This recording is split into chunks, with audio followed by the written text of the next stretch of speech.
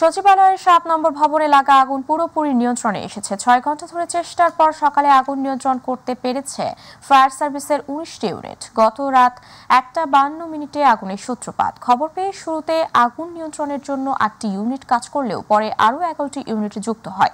আগুনের ঘটনায় তদন্ত কমিটি গঠন করা হবে বলে জানিয়েছেন স্বরাষ্ট্র উপদেষ্টা আতিকুর রহমান তিতাসের রিপোর্ট। রাজধানীর সচিবালয়ের ৭ নম্বর ভবনে লাগা আগুন পুরোপুরি নিয়ন্ত্রণে এসেছে। ৬ ঘন্টা ধরে চেষ্টার পর সকালে আগুন নিয়ন্ত্রণে আনে ফায়ার সার্ভিসের ১৯টি ইউনিট। গতরাত ১:৫২ আগুনের সূত্রপাত। খবর পেয়ে শুরুতে আগুন নিয়ন্ত্রণের জন্য ৮টি ইউনিট কাজ করলেও পরে আরও ১১টি ইউনিট যুক্ত হয়। সচিবালয়ের ৭ নম্বর ভবনের ৬ষ্ঠ, ৭ম, ৮ম ও ৯ম তলায় ছড়িয়ে পড়ে আগুন। ঘটনাস্থলে ফায়ার সার্ভিসের পাশাপাশি কাজ করে সেনাবাহিনী, পুলিশ, বিজিবি, র্যাব ও এপিবিএন সদস্যরা। আগুনের সূত্রপাত নিয়ে নিশ্চিত হওয়া যায়নি বলে জানিয়েছেন ফায়ার সার্ভিসের ডিজি। এটার বেশি কারণ সম্ভবত ইন্টেরিয়র ডেকোরেশন ছিল এবং যে বিদ্যুৎ লাইন যেটা আছে, যখন এক জায়গায় আগুন ধরলে বিদ্যুৎ লাইনের মতো সব জায়গায় ছড়ায় পড়ে, এটা হতে পারে। বাট ইনিশিয়াল কারণ আমরা এখনো বের করতে পারি নাই।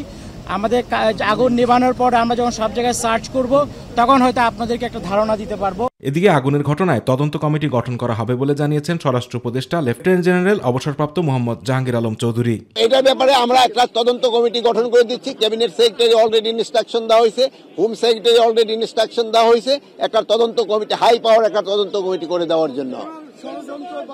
এটা ইনভেস্টিগেশনের আগে আমি তো বলতে পারবো না, ইনভেস্টিগেশনের পরে আপনাদের আমরা জানাবো। আগুন নেভানোর সময় ট্রাক চাপায় আহত হয় ফায়ার সার্ভিসের এক কর্মী। পরে তার মৃত্যু হয়। নিহত ফায়ার ফাইটারের নাম মোহাম্মদ সোহানুজ্জামান নয়ন। আতিকুর রহমান তিতাস, মাই টিভি। দ্রুত নির্বাচনের ব্যবস্থা না করলে ফ্যাসিবাদের প্রেতাত্মারা সচিবালয়ে অগ্নিকাণ্ডের চেয়েও ভয়ানক ঘটনা ঘটাতে পারে বলে জানিয়েছেন বিএনপি চেয়ারপারসনের উপদেষ্টা জয়নুল আবদিন ফারুক। সকালে জাতীয় প্রেস ক্লাবের সামনে গণতন্ত্র ফোরাম আয়োজিত অবস্থান কর্মসূচিতে তিনি এই কথা বলেন। শেখ হাসিনা ১৬ বছরে কত হাজার কোটি টাকা লুটপাট করেছেন তার শ্বেতপত্র প্রকাশের দাবিও জানান এই বিএনপি নেতা।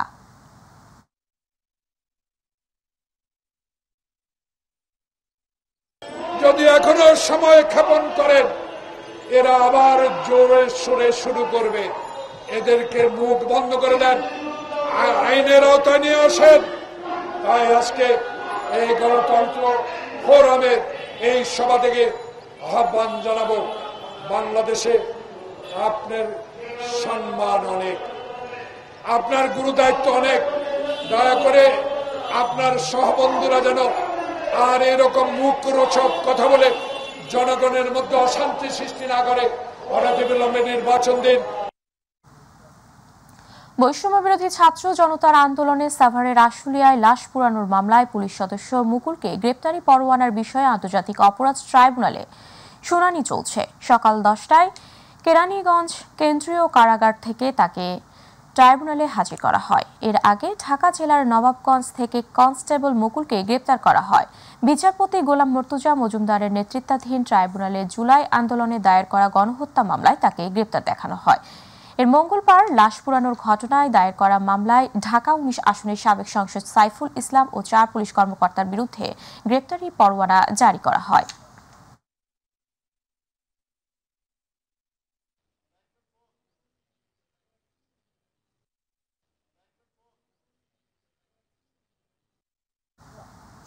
দর্শক, এই মুহূর্তে সচিবালয়ের সামনে থেকে যুক্ত হচ্ছেন সহকর্মী সাইদুর রহমান আবির।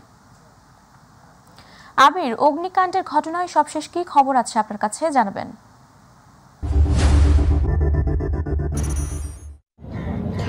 উপমা, আপনি জানেন যে সকাল ৮টার দিকে এই আগুন যখন নিয়ন্ত্রণে আসে, ফায়ার সার্ভিস কর্তৃপক্ষ বিভিন্ন ধরনের চেষ্টা করার পরে প্রায় ৬ ঘন্টা একটানা চেষ্টার পরে আগুন নিয়ন্ত্রণে আনে। তারপরে কিন্তু জায়গাটি ফুল কর্ডন করে রাখা হয়েছে, যে কারণে এখন ওখানে সচিবালয়ের কর্মকর্তা কর্মচারীরাও কিন্তু ওই যেখানে অগ্নিকাণ্ডের যেই ভবনে অগ্নিকাণ্ডের ঘটনা ঘটেছে সেখানে কিন্তু যেতে পারছেন না। একদম প্রয়োজনীয় যারা সংশ্লিষ্ট কর্মকর্তা এবং কর্মচারী, যেমনি ফায়ার সার্ভিস, আইন শৃঙ্খলা বাহিনীর, আর কিছুক্ষণ আগে ক্রাইম সিনের একটি ইউনিটও ভিতরে প্রবেশ করেছে, তারা কিন্তু এখন ওখানে কাজ করছে সূত্রপাত নিয়ে এবং কোন জায়গা থেকে অগ্নিকাণ্ডের ঘটনাটি ঘটলো সে বিষয়ে কাজ করছে এবং আরো কিভাবে সবকিছু রিকভারি করা যায় সে বিষয়ে কাজ করছে। এবং একের পর এক উপদেষ্টারা সচিবালয়ের ভেতরে প্রবেশ করছেন এবং তারা অনেকেই এখনই পরিদর্শন করতে পারছেন না ঘটনাস্থল, কারণ আপনি জানেন যে আমার পেছনেই রয়েছে সচিবালয়ের মূল ফটক, এবং মূল ফটক থেকে প্রবেশের পরেই কিন্তু দেখা যায় এই 7 নম্বর ভবনটি। সেই 7 নম্বর ভবনের 6, 7, 8, 9 অর্থাৎ এই 4টি ফ্লোরে কিন্তু অগ্নিকাণ্ডের ঘটনা ঘটে। এরপরে এই যখন 6-এ অগ্নিকাণ্ডের ঘটনা ঘটে, ফায়ার সার্ভিসের সর্বোচ্চ চেষ্টা ছিল আগুনটি যাতে নিচের দিকে না নামতে পারে, সেজন্য কিন্তু ফায়ার সার্ভিস সব ধরনের চেষ্টা করেছে। তারপরে সেই চেষ্টার পরেও কিন্তু 6 ঘন্টা লাগছে তাদের আগুন নিয়ন্ত্রণে আনতে। এখন আপনি দেখতে পাচ্ছেন যে এই পেছনে যারা আছেন এদের মধ্যে কিন্তু অধিকাংশই এই সচিবালয়ের কর্মকর্তা কর্মচারী। আর উৎসুক জনতা কিন্তু এখানে একটু কম, কারণ আইন শৃঙ্খলা বাহিনী সকাল থেকেই একটু কঠোর অবস্থানে রয়েছে যাতে কোনো ধরনের বাইরের লোকজন এসে এখানে ফায়ার সার্ভিসের কার্যক্রমের কোনো বিঘ্ন না ঘটে সেজন্য। আর এই যে সড়কটি রয়েছে সচিবালয়ের সামনে, এটি কিন্তু বন্ধ ছিল। এই 30 মিনিটের মতো হয় এই সড়কটি ছেড়ে দেওয়া হয়েছে, কারণ অগ্নিকাণ্ড বিষয়টি সম্পূর্ণ নিয়ন্ত্রণে আনার পরেই, তারপরে সচিবালয়ের ফুল এলাকাটি নিয়ন্ত্রণে আনার পরেই এই 20 থেকে 25 মিনিট অর্থাৎ আধা ঘন্টার কাছাকাছি এই সড়কটিও ছেড়ে দেওয়া হয় যানবাহন চলাচল স্বাভাবিক রাখার জন্য। কারণ আপনি জানেন যে এটি একটি গুরুত্বপূর্ণ সড়ক, এক পাশে রয়েছে 0 পয়েন্ট, অন্য পাশে হাইকোর্ট, যে কারণে এই সড়কটি ছেড়ে দেওয়া হয়েছে। যদিও ছেড়ে দেওয়া হয়েছে এক পাশ থেকে, অন্য পাশ এখনো ছাড়া হয়নি। আর সচিবালয়ের যে উপদেষ্টারা রয়েছেন অর্থাৎ সরকারের যে উপদেষ্টারা রয়েছেন তারা একের পর এক এখনো ভেতরে প্রবেশ করছেন।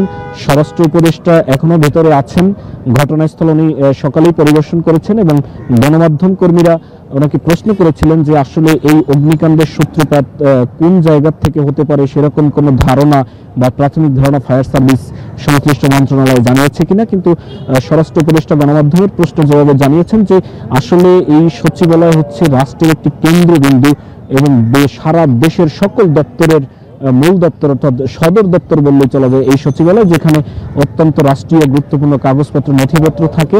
এখানে একটি উচ্চ ক্ষমতা সম্পন্ন তদন্ত কমিটি গঠন করা হবে এই ঘটনার জন্য, এবং সেই তদন্ত কমিটি গঠনের তদন্ত কমিটি যে তদন্ত করার পরে যে রিপোর্ট দেবে, সেই রিপোর্টের আগে কোনো ধরনের কোনো মন্তব্য করতে সংশ্লিষ্ট যারা রয়েছেন তারা রাজি নন। যদিও এটি একটি অত্যন্ত গুরুত্বপূর্ণ বিষয়, কারণ এখানে যেহেতু রাষ্ট্রীয় অনেক নথিপত্র থাকে। আপনি জানেন যে এই ভবনে 7 নম্বর ভবনে যে 6, 7, 8, 9 4টি ফ্লোরে যে অগ্নিকাণ্ডের আগুনটি ছড়িয়ে পড়লো, সেই ভবনটিতে কিন্তু রয়েছে সড়ক পরিবহন সেতু মন্ত্রণালয় এবং তথ্য প্রযুক্তি ডাক টেলিযোগাযোগ মন্ত্রণালয়, শ্রম কর্মসংস্থান মন্ত্রণালয়, যুব ক্রীড়া মন্ত্রণালয় সহ বেশ কয়েকটি মন্ত্রণালয় কিন্তু এই ভবনে রয়েছে। 6 ঘন্টা টানার কেন এত সময় লাগলো? যেহেতু একটার পর এই আগুনটি লেগেছে, সকাল 8টা পর্যন্ত এই আগুন নিয়ন্ত্রণ আনতে কেন এত সময় লাগলো? যেহেতু 19টি একের পর এক ইউনিট কিন্তু এসেছে এই সচিবালয় ইনস্ট্যান্ট ইউনিট থাকে, সেটির পরেও প্রায় 19টি ইউনিট এসে যুক্ত হয়েছে এই আগুন নিয়ন্ত্রণে আনার জন্য। তারপরও কেন 6 ঘন্টা লাগলো সেই প্রশ্নের উত্তরেও কিন্তু ফায়ার সার্ভিসের মহাপরিচালক উনি দিয়েছেন। উনি যেটা জানিয়েছেন যে জায়গাটি একদম আবদ্ধ ছিল এবং যেহেতু বন্ধ ছিল, রাতে কোনো কর্মকর্তা কর্মচারী ছিল না, যেহেতু ফায়ার সার্ভিসের ইউনিটগুলো মুভ করে কাজ করবে সেই সুযোগটি ছিল না। বিভিন্ন ধরনের দরজা জানালা গ্লাস ভেঙে ভেঙে তাদের ভেতরে প্রবেশ করতে হয়েছে, উপরে উঠতে হয়েছে, এবং পাইপগুলো যে পানির যে পাইপ দিয়ে পানি ছেটানো হয়েছে, যে পানি ছাড়া হয়েছে, সেখানে কিন্তু বিভিন্ন ধরনের ভেন্টিলেটর রয়েছে এবং বিভিন্ন রুমের দরজা জানালা যেভাবে পেরেছে ফায়ার সার্ভিস কর্মীরা সর্বোচ্চ চেষ্টার মধ্য দিয়ে তারা পাইপ ভেতরে দিয়ে তারপরে পানি ছিটিয়েছে। তারপর আস্তে আস্তে আস্তে আস্তে প্রায় 6 ঘন্টা পরে এই আগুনটি নিয়ন্ত্রণে এনেছে। কিন্তু ফায়ার সার্ভিসের সবচেয়ে বেশি টার্গেট ছিল যে যেহেতু 6 তলায় আগুনটি ঘটেছে, কোনোভাবেই আগুনটি যাতে নিচের দিকে না আসে, কারণ আর উপরে যতটি উঠেছে আপনি জানেন যে প্রায় এই ভবনটি 9 তলা, সে 9 তলা পর্যন্ত উপরে আগুনটি উঠে গেছে, কিন্তু নিচে আগুনটি যাতে না আসে সেজন্য ফায়ার সার্ভিস যে চেষ্টা করেছে সেই চেষ্টায় তারা সফল হয়েছে। আর এই দুর্ঘটনার মধ্যে আরেকটি একদম খুবই শোকের একটি সংবাদ, সেটি হচ্ছে সর্বোচ্চ আন্তরিকতা দিয়ে ফায়ার সার্ভিস কর্মীরা প্রত্যেকটি দুর্ঘটনায় এই অগ্নিকাণ্ডের ঘটনায় যারা কাজ করে, আজকের এই সচিবালয়ের অগ্নিকাণ্ডের ঘটনায় ঠিক সেম কাজটাই ফায়ার সার্ভিস কর্মীরা করেছেন।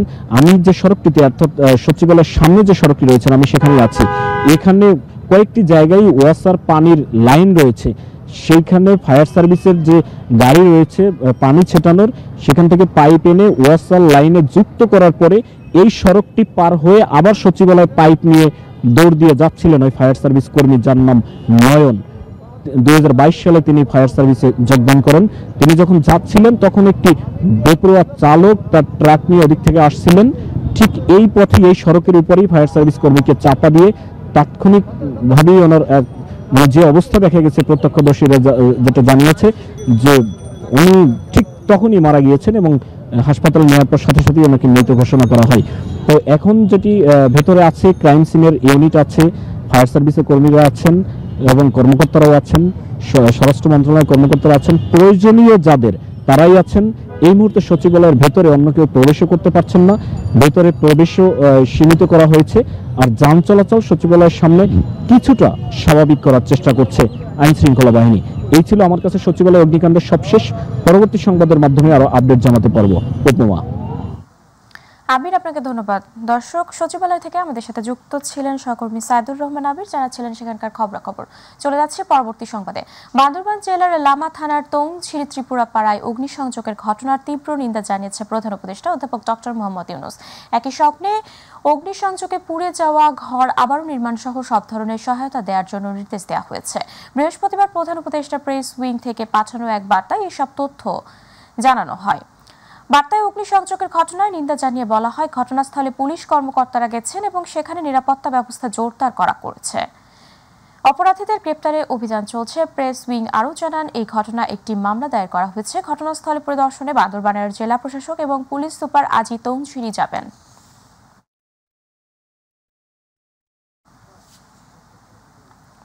বিদ্যুতের মিটারের কিলো বাড়ানোর নামে কোটি টাকা হাতিয়ে নেওয়ার অভিযোগ উঠেছে ডিপিডিসির জুরাইন পোস্তগোলা যাত্রাবাড়ি জোনের কর্মকর্তা কর্মচারীদের বিরুদ্ধে। বিদ্যুতের পাওয়ার কমিয়ে বিদ্যুৎ ব্যবহারকারীদের বিপাকে ফেলে এই দুর্নীতি করছে বলে জানান ভুক্তভোগীরা। তাছাড়া নানা অভিযোগও রয়েছে তাদের নামে। তবে এ ব্যাপারে প্রমাণ পেলে যথাযথ শাস্তিমূলক ব্যবস্থা করবেন বলে জানান ডিপিডিসির অপারেশন পরিচালক শফিক আহমেদ। এস.এম. খোরশেদ আলমের রিপোর্ট। দীর্ঘদিন থেকে রাজধানীর বিভিন্ন এলাকায় চলছে লোডশেডিং নামে গ্রাহকদের বিড়ম্বনা। এই লোডশেডিং এর বিড়ম্বনা লাঘবে মাত্র 483 টাকা ফি দিয়ে বিদ্যুতের শক্তি বাড়ানোর ব্যবস্থা করেছে সরকার, যাতে গ্রাহকদের লোডশেডিং বিড়ম্বনা আর না হয়। আর এই সুযোগে অতিরিক্ত অর্থ নিয়ে লোড বাড়ানোর নামে রাজধানীর জুরাইন পুস্তকগোলা যাত্রাবাড়ি সহ বিভিন্ন এলাকায় দেদারসে চলছে এই হরিলুটের বাণিজ্য। যার কাছে যা পাচ্ছেন তাই লুটে নিচ্ছেন অসৎ কর্মচারীরা, যেন দেখার কেউ নেই। অফিসার বলছে আপনার কিলো বাড়ান রাখবো, আমার তিনি টাকা চাইছে 35,000 টাকা আর কি কন্ট্যাক্ট করছে আর কি। এখন 7 কিলো করিয়া আনতে কয় টাকা লাগবে 10,000 টাকা দিয়ে 7 কিলো করে নিয়ে আসেন। পার কিলোতে 2,000 টাকা করে চাইছে। 20 কিলো লাইন নামাই দিলে ওনার কাছে বলছে যে 40,000-45,000 টাকা খরচ হইব। ভবিষ্যতে যেন এই ধরনের কাজ ডিপিডিসির কর্মচারীরা করতে সাহস না পায়, তার জন্য যথাপযুক্ত বিচার চেয়েছেন ভুক্তভোগীরা। সিস্টেম করে আয়া বন্ধ করে দিয়ে লোক পাঠা দিতেছে, যে কোনো ঝামেলা করে মিটার একবার বন্ধ করে দিয়ে লক করে দিয়ে টাকা নিচ্ছে। তাদের বিরুদ্ধে যথাযথ ব্যবস্থা নেওয়া উচিত। সরকারিভাবে যে রেট আছে সেই রেটে আপনারা বাড়ায় দেন, কিন্তু সরকারিভাবে তো ওরা বলতেছে না। মানে এটা একটা আমাদের কাছে মনে হচ্ছে আমরা একটা জিম্মি। বিদ্যুৎ বিভাগের ব্যবস্থাপনা পরিচালক ব্যবস্থা না নিলেও ডিপিডিসির অপারেশন পরিচালক শাস্তিমূলক ব্যবস্থা গ্রহণ করবেন বলে জানান শফিক আহমেদ। যদি আসে অবশ্যই আমরা ব্যবস্থা নিব। হ্যাঁ, প্রয়োজন হলে তাদেরকে চাকরিচ্যুত করা হবে। সমস্যা যে লোড বাড়াতে গিয়ে আমাদের অফিস বা অফিসের লোকজন পয়সা ফেলছে, তাদেরকে রিকোয়েস্ট করবো, এই যে আমি আপনাকে কার্ডটা দিচ্ছি, আমার এই নাম্বারটা টিভি স্ক্রলে দিবেন। তারা সরাসরি আমার সাথে যোগাযোগ করবে যে স্যার এই লোড বাড়ানোর জন্য আমার কাছে টাকা যাচ্ছে, আমি সাথে সাথে অ্যাকশন নেব ইনশাআল্লাহ। এস.এম. খোরশেদ আলম, মাই টিভি, ঢাকা। প্রকৃতিতে জানান দিচ্ছে এখন শীতকাল। শীত নিবারণে গরম কাপড়ের চাহিদা বাড়ছে সর্বত্র। চাহিদা পূরণ করতে নিম্নবিত্ত মধ্যবিত্ত মানুষের একমাত্র ভরসা হয়ে উঠেছে ফুটপাতের কাপড়ের দোকানগুলো। গার্মেন্টস শিল্প অধ্যুষিত এলাকা হওয়ায় ফুটপাতের দোকানগুলোর বেশিরভাগ ক্রেতাই গার্মেন্টস শ্রমিক। স্বার্থের মধ্যে একমাত্র ফুটপাতই তাদের ভরসা। প্রতিনিধি আনোয়ার হোসেনের রিপোর্ট, জানাচ্ছেন আতিকুর রহমান তিতাস। ঋতু বৈচিত্র্যের পালাক্রমে প্রকৃতি জানান দিচ্ছে এখন শীতকাল। প্রকৃতির এই শীত বার্তায় জমে উঠেছে আশুলিয়ার কয়েকটি পয়েন্টে গড়ে ওঠা ফুটপাতের শীতবস্ত্রের দোকান। শিল্প কারখানা অধ্যুষিত এলাকা হওয়ায় আশেপাশের বিভিন্ন জেলা থেকে এসে এই এলাকায় কাজ করেন লাখ লাখ গার্মেন্টস শ্রমিক। দামে কম ও হাতের নাগালে পাওয়ায় নিম্নবিত্ত মধ্যবিত্তের কাছে যেন আশীর্বাদ হয়ে উঠেছে এসব দোকানগুলো। মার্কেটে থেকে যে কাপড় চোপড় আসে এখানেও সেই কাপড়ই আমরা ঠিকই পাই, এই জন্য আমরা এখানে আসা। তো ওর অর্ধেক দাম এখান থেকে পাই, সেই জন্য আমরা এখানে এসে কেনাকাটা করি। ওখানে যে 2000 টাকা নেয় সেটা আমরা এখানে 500 টাকা 700 টাকার মধ্যে পাই। তো আমরা এর মধ্যে সন্তুষ্ট। 200 টাকা জিনিস 500 700 1000 এরকম দাম রাখে, তাই এখানে আইসি অল্প দামে কেনা যায়। শপিং মলের থেকে কম দাম হওয়ায় সকল শ্রেণী পেশার মানুষ ভিড় করছেন ফুটপাতে। আর বিক্রেতারা বলছেন অল্প লাভে বেশি বিক্রি হয়, দিন শেষে ভালো একটা লভ্যাংশ থেকে যায়। আমরা মালে সর্বোচ্চ 10 থেকে 15 টাকা লাভ করি, আর বিক্রয় বেশি হিসাবে লাভ বেশি। 100 পিস বিক্রি করলে দেখা গেছে 10 টাকা লাভ করলে 1000 টাকা। মার্কেটে যেটা ধরেন আমাদের 100 টাকা, আমরা এখানে সেটা বিক্রি করি 30 টাকা। আর এই রেটের জন্য মানুষ এখানে বেশি ভিড় করে, বেশি আসে বা ফুটপাতে বেশি বেচা কিনা হয়। কম রেটে সাধারণত 200-250 পর্যন্ত বিক্রি করি, এগুলো মার্কেটের ভিতরে 300-400 টাকা করেন। পাইকারি রেট, খুচরা রেট সব ধরনের মিলায় ঝিলায় বিক্রি করি। ব্র্যান্ডের পণ্য ক্রয় স্বাদ থাকলেও দাম সাধ্যের বাইরে থাকায় ফুটপাত থেকেই বস্ত্রের চাহিদা মেটাচ্ছেন নিম্নবিত্ত, মধ্যবিত্ত সহ গার্মেন্টস শ্রমিকরা। বিভিন্ন রকমের কাটাকুটা যে প্রোডাক্ট গুলো দামি দামি ব্র্যান্ডের, যেগুলো রিজেক্ট হয়ে যায়, সেই রিজেক্ট পোশাকগুলোই এই ফুটপাত থেকে কিনতে তারা বাধ্য হয়। মানুষের চাহিদার উপরেই সুখ শান্তি নির্ভরশীল, তাই নিজের অর্থনৈতিক সাধ্য বিবেচনায় অল্পতেই তৃপ্ত এসব নিম্ন আয়ের মানুষ। আতিকুর রহমান তিতাস, মাই টিভি। স্বাধীনতার 53 বছর পর ট্রেনে যাতায়াতের সুযোগ পেল নড়াইলের মানুষ। ট্রেন চলাচলের মধ্যে দিয়ে নড়াইল ও লোহাগড়াবাসীর দীর্ঘদিনের কাঙ্ক্ষিত স্বপ্ন পূরণ হলো। মঙ্গলবার নড়াইল স্টেশন জুড়ে ছিল উৎসুক মানুষের ভিড়। নড়াইল হতে প্রথমে ট্রেনে ওঠার সুযোগ পেয়ে ভীষণ খুশি যাত্রীরা। প্রতিনিধি খায়রুল ইসলামের রিপোর্ট জানাচ্ছেন ইলিয়াস কমল। দীর্ঘ প্রতীক্ষিত ঢাকা-ভাঙ্গা, নড়াইল, খুলনা ও বেনাপোল রুটে মঙ্গলবার থেকে ট্রেন চলাচল শুরু হয়েছে। খুলনা থেকে ছেড়ে আসা জাহানাবাদ এক্সপ্রেস সকাল 7:38 নড়াইল স্টেশনে এসে পৌঁছালে নড়াইলবাসীর মধ্যে সৃষ্টি হয় এক অন্য রকমের আনন্দ উদ্দীপনা। প্রথম দিনে 50 জন যাত্রী নড়াইল থেকে ঢাকায় যাওয়ার টিকিট পান। ইতিহাসের সাক্ষী হতে পেরে ভীষণ খুশি যাত্রীরা। নিজেকে ধন্য মনে করছি এবং ইতিহাসের সাক্ষী হতে পেরে আমি নিজে গর্বিত। আজকে থেকে নড়াইল শহরের উপর দিয়ে প্রথম ট্রেন চলাচল শুরু করবে। এটা নড়াইলবাসীর জন্য এবং নড়াইলের একজন মানুষ হিসাবে এটা আমাদের জন্য, সকলের জন্য খুব খুশির সংবাদ। ট্রেন চলাচল চালু হয়েছে আজকের থেকে, আমরা সবাই খুশি। এমন মুহূর্ত উপভোগ করতে স্টেশনে এসেছিলেন জেলার বিভিন্ন শ্রেণী পেশার হাজারো উৎসুক মানুষ। টিকিট না পেয়ে মনক্ষুণ্ণ হয়েছেন অনেকেই। তবুও দেশের 49তম রেল সংযোগের জেলা হিসেবে যুক্ত হতে পেরে ভীষণ আনন্দিত। নির্বিঘ্নে যাতায়াতের লক্ষ্যে ট্রেনের সংখ্যা বাড়ানোর দাবি তাদের। 2 জোড়া ট্রেনের জায়গায় 4 জোড়া ট্রেন সকালে করবে, মানুষ যাতে নড়াইল থেকে যায় ঢাকায় অফিস করতে পারে, সুযোগ সুবিধা নিতে পারে, এটি আশা রাখি। নড়াইল স্টেশনের প্রথম স্টেশন মাস্টার হিসেবে দায়িত্ব পালন করতে পেরে খুশি এই কর্মকর্তা। ট্রেনের সুনাম অব্যাহত রাখতে নিরলসভাবে সেবা দিতে চান তিনি। কারণ নড়াইল বুকে প্রথম রেল চললো, আর আমি তো খুব হ্যাপি জনগণকে সেবা দিতে পেরে। মানুষের মুখে যে হাসি দেখে আমি তো অনেক হ্যাপি। এই কারণ আর নড়াইলের প্রথম স্টেশন মাস্টার হিসেবে যোগদান করতে পেরেছি, এটা তো গর্বের বিষয়। খুলনা ও বেনাপোল হতে প্রতিদিন 2টি ট্রেন ঢাকা যাবে, পুনরায় ফিরে আসবে। 2টা গাড়ি নিয়মিত যাওয়া আসা করবে, মোট আপে 2 বার, ডাউনে 2 বার। ইলিয়াস কমল, মাই টিভি। এবারে আমাদের কৃষি।